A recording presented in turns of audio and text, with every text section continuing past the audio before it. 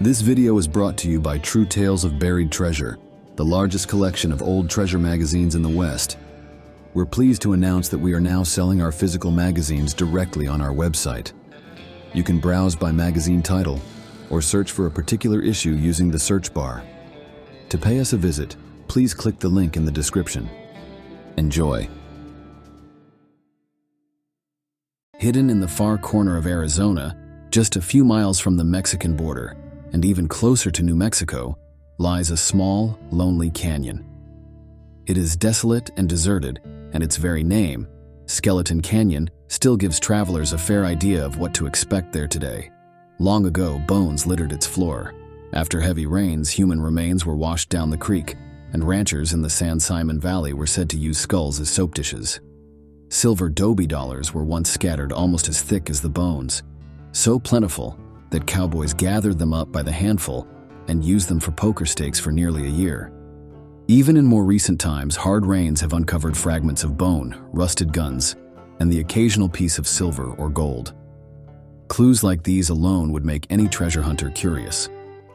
I've searched Skeleton Canyon myself, slept among its restless ghosts, and even uncovered a few tangible hints of its legendary hoard. From what I've pieced together, only a fraction of its treasure has ever been found. By today's standards, the wealth that still lies hidden could easily be worth more than $2.5 million. The story of Skeleton Canyon's treasure truly begins far to the north, in Tombstone, where silver was first discovered. The boom town that sprang up there became a haven for outlaws like Curly Bill and his gang. Finding Tombstone too hot for comfort with Wyatt Earp and his allies keeping close watch, Curly Bill's faction turned their attention southward.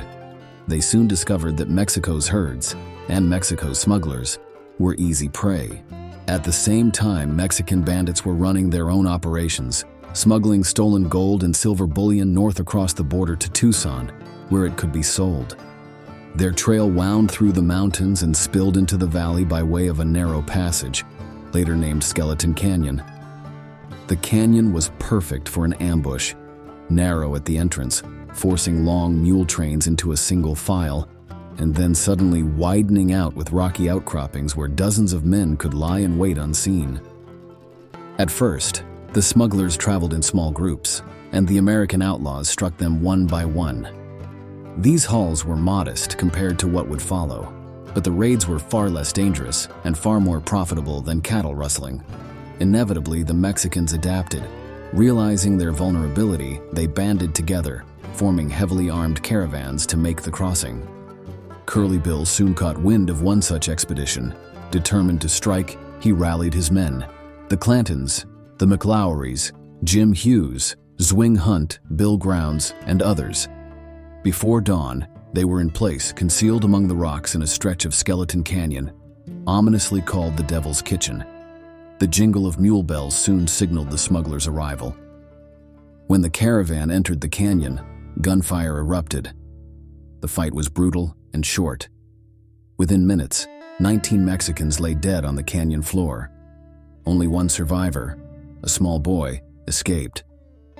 Later, he told the tale to his people, recalling only one face clearly: the bearded old man Clanton.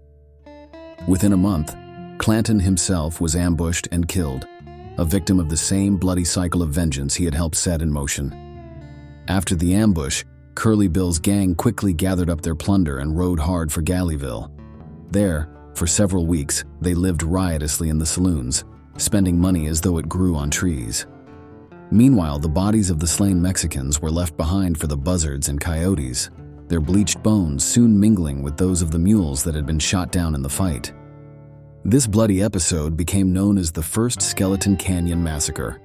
Historians have documented it well, though it is often confused with a second massacre that occurred months later, an event that yielded less blood but far more treasure. Many writers mistakenly conflate the two, creating false reports about the real buried loot of Skeleton Canyon. Yet the truth is clear. Little, if any, of Curly Bill's haul from this first ambush was ever left behind. There were plenty of outlaws on hand to carry the spoils away, and more than enough horses and mules to bear the weight. In fact, the very act of killing so many of the pack animals proves the point. They would not have done so unless they had other means of transporting the treasure. With every Mexican in the caravan dead, there was no need to flee in haste, leaving wealth behind. And the final proof lies in what followed. Curly Bill's men spent money like water in Galeyville for weeks after the ambush, an extravagance that leaves little doubt the loot had been carried off in full. This first massacre took place in 1882, after which Mexican smugglers avoided Skeleton Canyon altogether for a time. They lightened their loads and chose safer, if longer, routes into Tucson. A single man could often slip through with a modest stash, but the volume of gold and silver that could be carried this way was limited. Curly Bill and his lieutenants reasoned that somewhere below the border, larger shipments must be stockpiling, waiting for escort north.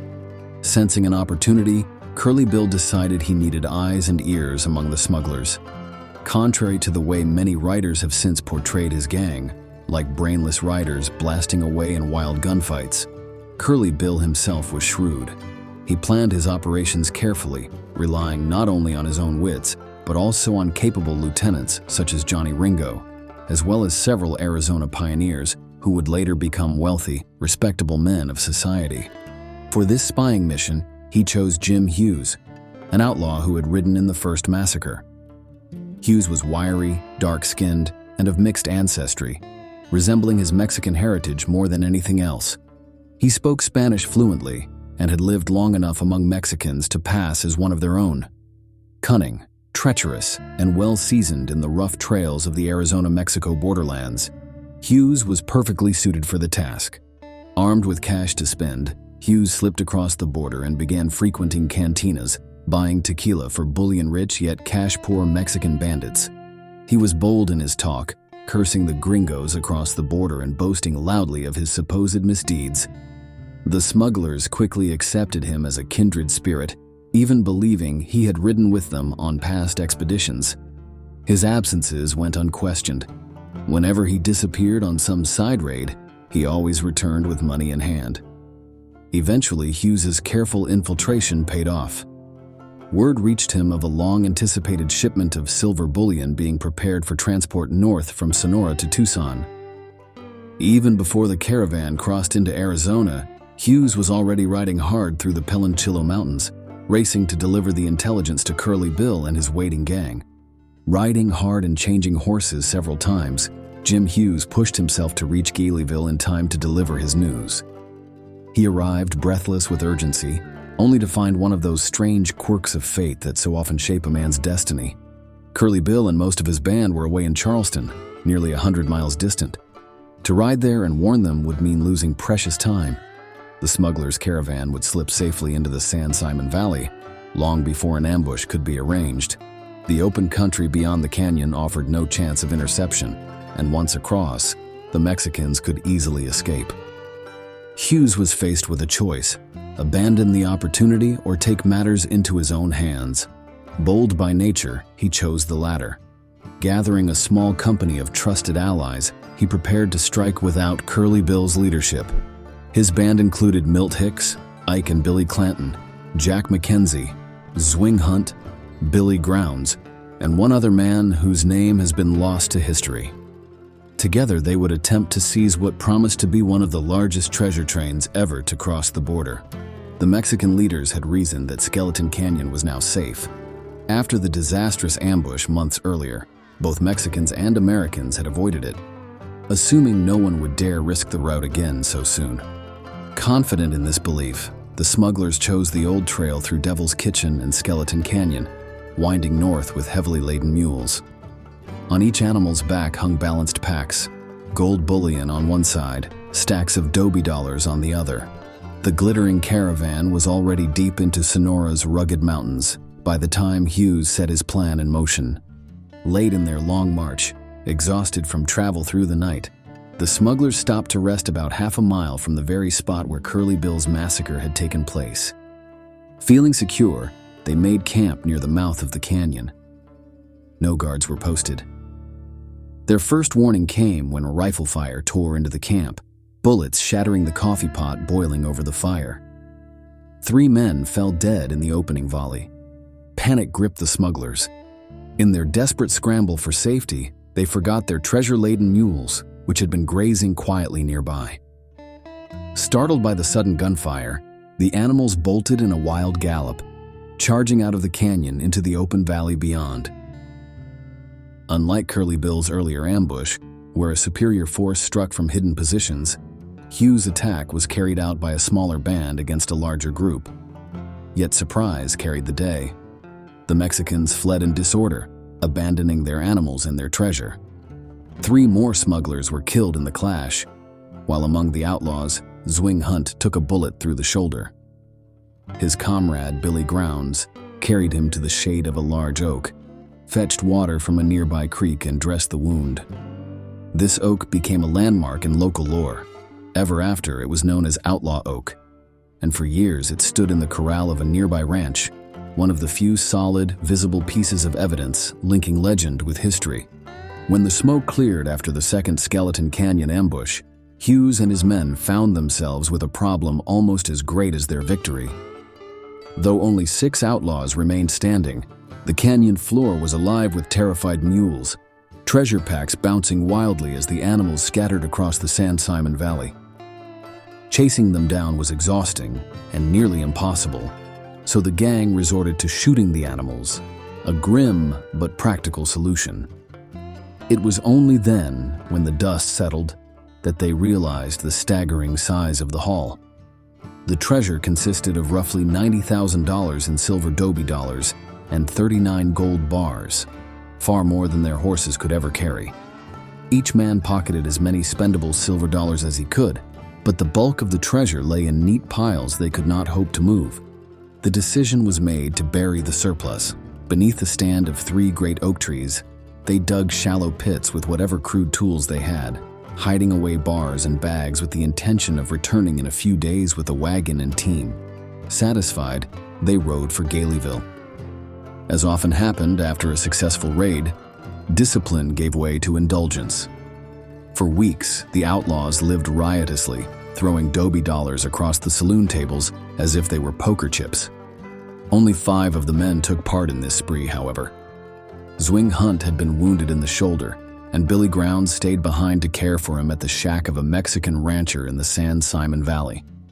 The wound healed quickly, and when Hunt was fit to ride again, he and Grounds knew their companions were in no hurry to recover the buried hoard. Sensing opportunity, they struck a private bargain. They hired the rancher, his wagon, and a 4-horse team to haul the treasure to a new hiding place known only to the 2 of them. The plan worked, at first. The shallow pits were easy to find, and soon the treasure was loaded onto the wagon. But once the job was done, Hunt and Grounds betrayed their accomplice. They killed the teamster, burned the wagon, and rode off with the treasure, leaving their dead partner buried alongside the loot. Flush with cash, the pair attempted a string of robberies, but they were hardly master criminals. Their most ambitious strike, a botched attempt to rob a stage, ended in disaster. They managed little profit, drew far too much attention, and before long found themselves cornered. Surrounded in a house, they fought desperately. Grounds was killed instantly, while Hunt was captured alive, badly wounded. Carried to a hospital in Tombstone, Hunt lay under guard. Meanwhile, Jim Hughes, who had discovered the disturbed burial pits in Skeleton Canyon, realized what had happened and rode for Tombstone, determined to silence Hunt before he could talk. But Zwing Hunt was not without cunning. Regaining consciousness, he knew that he alone still held the secret of the treasure's true location.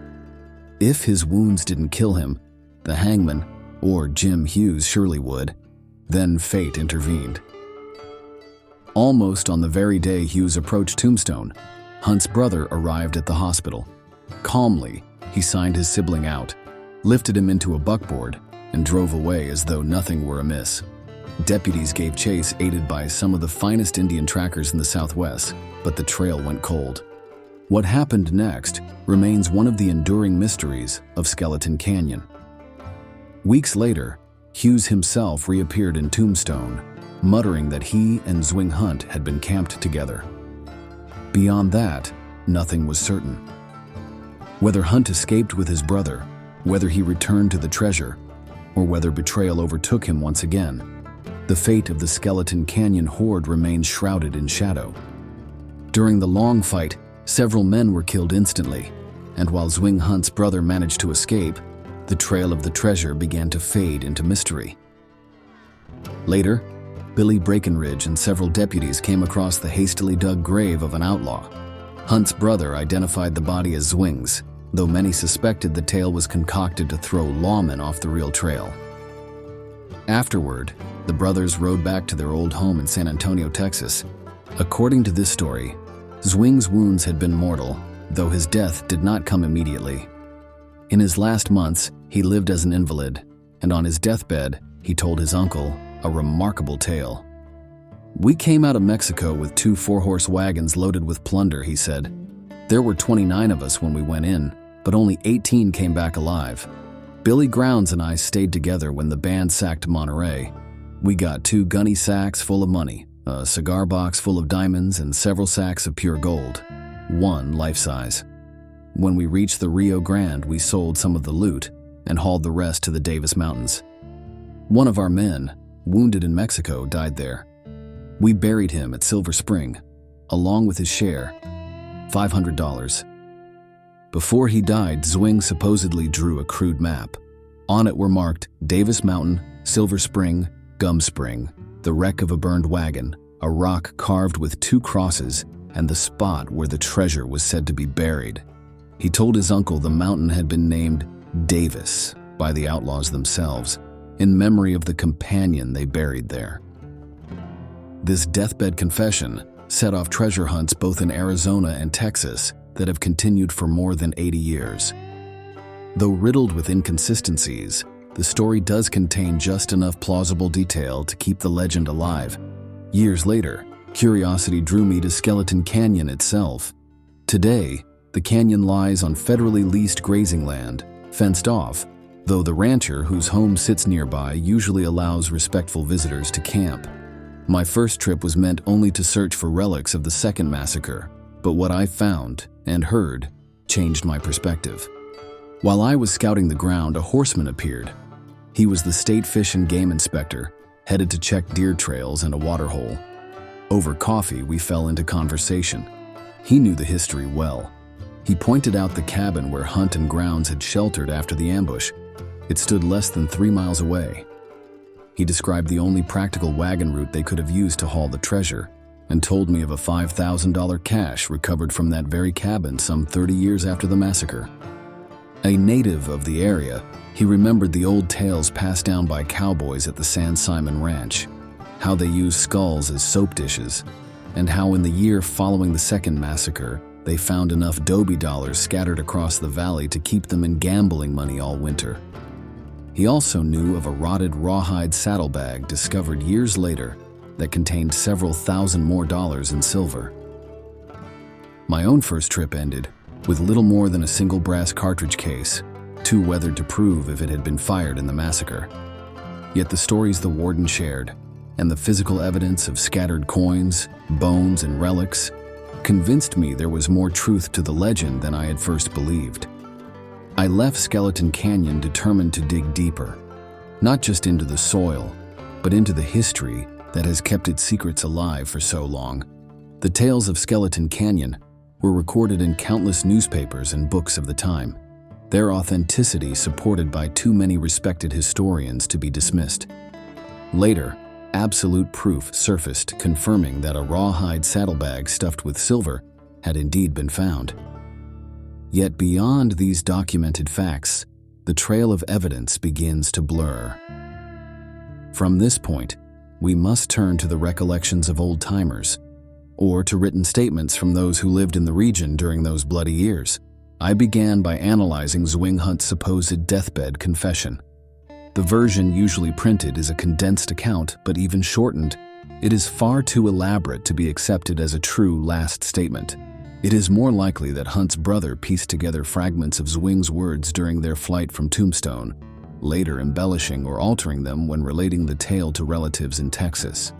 Much of it is clearly untrue.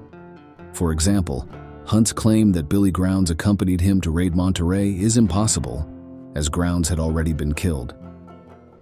Since Grounds was only 19 at the time of his death, the timeline simply doesn't match. It is also doubtful Zwing himself ever took part in a Monterey raid.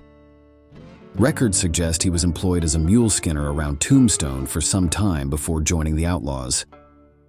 The most likely version is this: Zwing and his brother were ambushed by Apaches and Zwing was killed. Billy Breckenridge, who later identified Zwing's body, knew him well and was experienced in recognizing the mutilated remains left by Indian attacks. His positive identification carries weight. If so, Hunt's brother must have gathered Zwing's words on their ride from Tombstone, later spinning them into the Monterey raid story. Perhaps he did so to soften Zwing's reputation, or perhaps to deliberately obscure the true location of the treasure, so the secret remained in the family. Still, parts of his tale ring with truth. The burned wagon, the springs, the marked rock, and even Davis Mountain. The greatest mystery is the map. It seems to vanish for decades at a time, only to reappear under strange circumstances. If Hunt truly gave it to his brother, or if it was stolen from his body after the Apache attack. It first surfaced in Arizona with Virgil Boucher, Billy Grounds' older brother. Virgil obtained the map in Texas from the Hunt family and spent the rest of his life searching for the treasure. That very map is said to still exist, kept quietly within an Arizona family. It has never been sold, rarely copied, and almost never shown to outsiders. And in the world of treasure hunting, a map not meant for public sale usually holds some measure of truth. Around 1890, while Virgil Boucher searched for the treasure, a mysterious old man appeared in Skeleton Canyon. He built a small cabin near Devil's Kitchen and lived there as a hermit for years. No one ever learned his name, but to the cowboys who occasionally stopped for a word, he became known only as the Old Dutchman. This has led to confusion with the legend of the Lost Dutchman mine near Phoenix, but the two are unrelated. According to stories he shared, this Old Dutchman had once been a member of Jim Hughes's outlaw band, the very men who first seized the Skeleton Canyon treasure. Before drifting into the canyon, he had spent 10 long years in Yuma prison. In his final days, he admitted he had been hunting for the 3 great oaks under which the treasure was first buried. His efforts were tireless. Prospect holes he dug still scar the canyon, and one enormous excavation remains near the ruins of his cabin. Then, as suddenly as he appeared, he vanished. Who was the Old Dutchman? Was he truly a member of Hughes's gang, or just another drifter weaving himself into the legend? Some believe he was the missing outlaw, the one never identified after the massacres. Others think he deliberately spread false trails to conceal his true purpose. Whatever the truth, his presence added yet another layer to the tangled, haunting history of Skeleton Canyon. The earliest excavations in Skeleton Canyon were little more than shallow scrapes, holes dug without purpose or plan. If the Old Dutchman truly had been a member of Hughes's gang, he would have known the treasure was first buried beneath the 3 great oaks. Yet what he may not have realized is that the cache had been removed some 15 years earlier. Did he bide his time, waiting until the coast was clear, only to dig a massive pit beneath the oaks in the dead of night, discovering nothing but empty soil? That explanation seems likely, for immediately after the Great Hole was opened, the Old Dutchman vanished, never to be seen again. Since his disappearance, literally hundreds of searchers have combed Skeleton Canyon. Many were locals, respected men and women, who began their hunts armed with private leads and family lore. Some carried maps, others rumors, and still more relied on sheer persistence. I confess I began my own search as a skeptic. At first, the tales of massacres and buried loot seemed like nothing more than frontier folklore. But years of research, countless interviews, and many trips into the canyon have changed my mind. I'm now convinced beyond doubt that the treasure of Skeleton Canyon does exist, and I believe I'm close to finding it. Oddly enough, my search will not take me into Skeleton Canyon itself. To some, that may sound strange, but the facts point me elsewhere. A trusted friend, equally dedicated to the hunt, has uncovered compelling evidence that a peak near Old Galeyville could in fact be the Davis Mountain mentioned in Zwing Hunt's confession. The peak fits every description, and on close investigation, we even discovered a cave that the outlaws could have used as a hideout. Its location lies almost directly in line with Robber's Roost and Tombstone, right along the old outlaw trails that crisscross these mountains. So far, we have turned up a cave that is at least 100 years old and a canyon that looks promising. There are no running springs there today, but the ground shows signs of an old waterhole or dried spring. If this lead proves false, our next target will be the wagon route once pointed out to me by a game warden years ago. The same route down which many of the treasure-laden mules fled, scattering silver Dobie dollars across the desert floor. One thing I believe with absolute certainty: the treasure of Skeleton Canyon is real, and it has never been fully recovered. Just as surely, I am convinced it is not buried within the canyon itself. If fortune smiles and if persistence holds, I intend to be the one who finally lays hands on that long-lost hoard.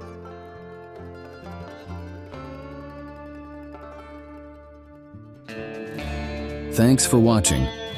If you'd like to read the original article or purchase the magazine from which it was taken, please check out our website, truetalesofburiedtreasure.com.